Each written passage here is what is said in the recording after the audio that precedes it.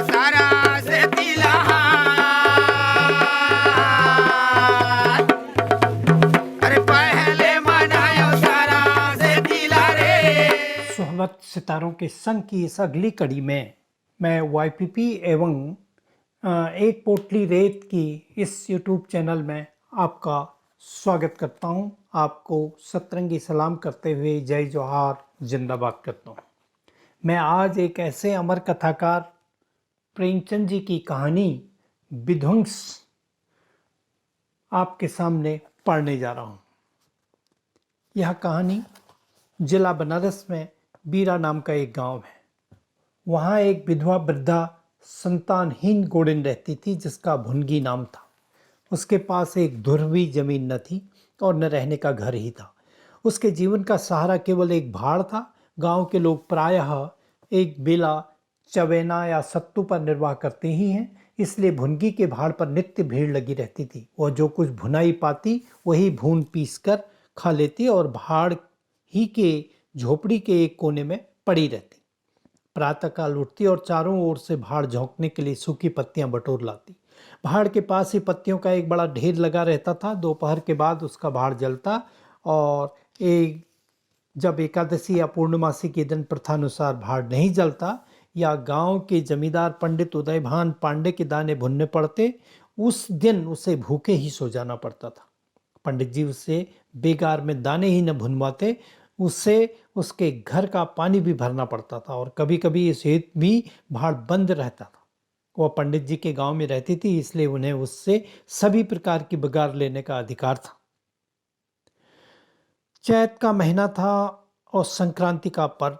आज के दिन नए अन्न का सत्तू खाया जा और दान दिया जाता है। घरों में आग नहीं जलती। भुनगी का भाड़ आज बड़े जोरों पर था। उसके सामने एक मेला सा लगा हुआ था। सांस लेने का भी अवकाश न था। कभी कभी झुझला पड़ती थी। इतने में जमींदार साहब के यहाँ से दो बड़े बड़े टोकरे अनाज के आ गए और हुक्म हुआ कि अभी भून दे। भुनगी ने टोकरे देखकर सहम उठी। सोचने लगी कि आज रात तक भुनना पड़ेगा। देव से भी न देखा गया, इन यमदूतों को भेज दिया। अब पहर रात सैंत मैत में भाड़ जलाना पड़ेगा और नैराश्य भाव से दोनों टोकरे ले लिए। चपरासी ने डांट कर कहा, देर न लगे नहीं तो तुम जानोगी। वहीं बैठे रहो, जब भुन जाए तो ले जाना। किसी दूसरे के दाने छूं तो हाथ काट लेना। बैठने की हमें छुट्टी नहीं है, लेकिन तीसरे पहर तक दाना भुन जाना चाहिए। चपरासी तो यह ताकीद करके चलते बने और भुनगी अनाज भुनने लगी। लेकिन मन भर अनाज भुनना कोई हंसी खेल तो नहीं है।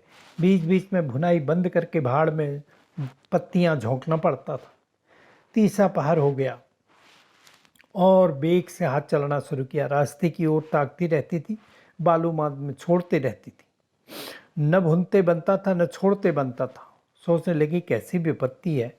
पंडित जी कोई मेरी रोटियां चला देते हैं क्या? आंसू पोंछ देते हैं क्या?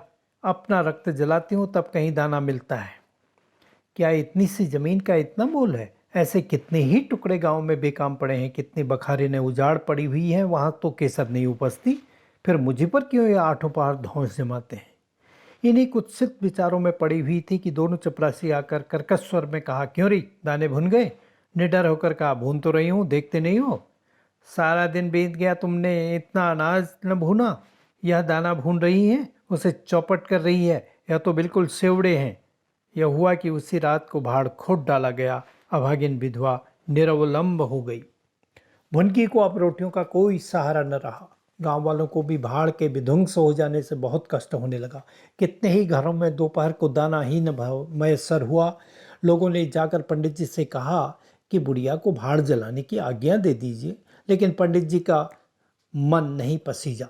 वह अपना रौब घटा सकते थे बुढ़िया से। कुछ शुभचिंतकों से अनुरोध किया, जाकर उसे कहो कि वो किसी दूसरे गांव में जाकर के बस जाए। उसने अपने अदिन के 50 वर्ष काटे थे। यहाँ के एक बड़े पेड़ से उसे प्रेम हो गया था।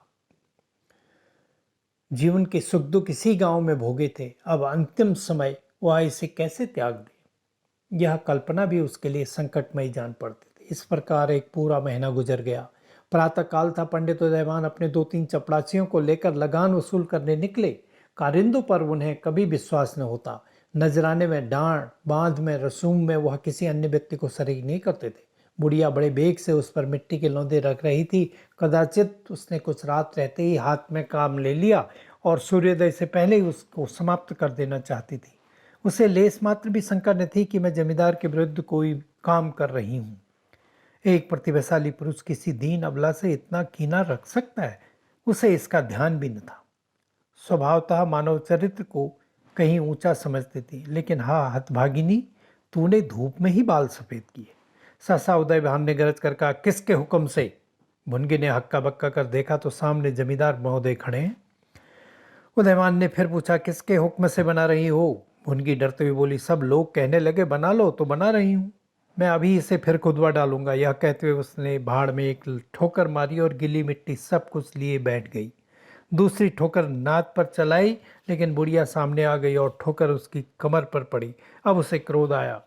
सहलाते हुए बोली, महाराज तुम्हें आदमी का डर नहीं है तो भगवान का तो डर होना चाहिए।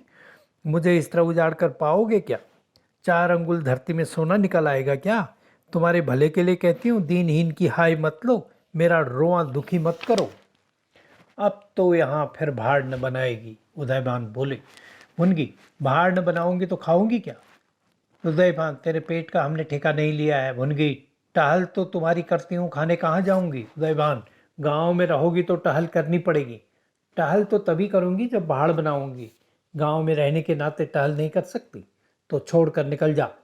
क्यों छोड़ कर निकल जाऊं? 12 साल खेत जोतने से असमय भी काश्तकार हो जाता है। मैं तो इस झोपड़े में बूढ़ी हो गई, मेरे सास ससुर और उनके बाप दादे भी इस झोपड़े में रहे। अब इसे यमराज को छोड़कर और कोई मुझसे नहीं छीन सकता।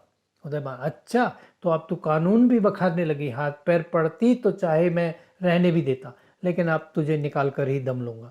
चपरासियों से इसकी अभी जाकर उसके पत्तियों के ढेर में आग लगा दो, देखें कैसे भाड़ बनाती हैं।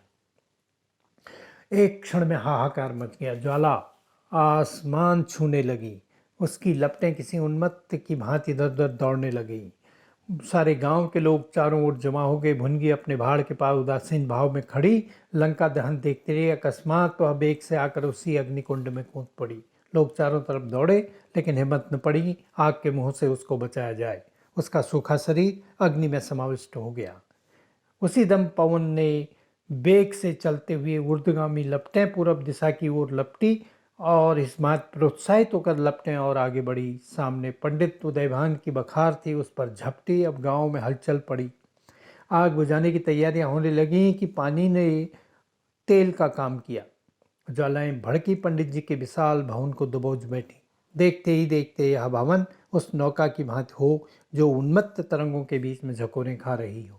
अग्नि सागर में विलीन हो गया और यह क्रंदन ध्वनि जो उसके भस्मावशेष में प्रस्फुट होने लगी, भुनगी के शोकमय विलाप से भी अधिक करुणाकारी थी। तो साथियों, YPP एवं एक पोटली रेत के इस YouTube चैनल को आप लाइक कीजिए, शेयर कीजिए और इसके बेल आइकन को दबाकर अधिक से अधिक हमें अपना प्रोत्साहन दीजिए। धन्यवाद। से तिला